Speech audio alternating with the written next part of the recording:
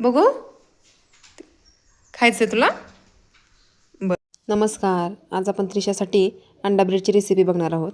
यासाठी मी 2 अंडे, कोथिंबीर आणि मीठ घेतलेलं आहे व ब्रेडचे तुकडे. हे अंडे एका प्लेटीमध्ये फोडून घ्यायचे आहेत. त्याच्यामध्ये कोथिंबीर व चवीपुरते मीठ टाकायचे आहे. याच्यामध्ये तुम्ही चटणीही टाकू शकता. मीठ टाकल्यानंतर हे चांगले मिक्स करून घ्यायचे आहे. मिक्स झाल्यानंतर त्याच्यामध्ये हे आपण केलेले ब्रेडचे तुकडे हे बुडवून घ्यायचे आहेत व तव्यावर फ्राय करायसाठी ठेवायचे आहेत. अशा प्रकारे आपण सर्व ब्रेडचे तुकडे हे तव्यावर ठेवून दिलेले आहेत. बघताय तुम्ही रेसिपीमध्ये दाखवल्यासारखे त्याला पलटी करून घ्यायचं आहे, जेणेकरून दोन्ही साईडनी हे चांगले भाजले जातील. अशा प्रकारे तयार आहेत आपले अंडा ब्रेड.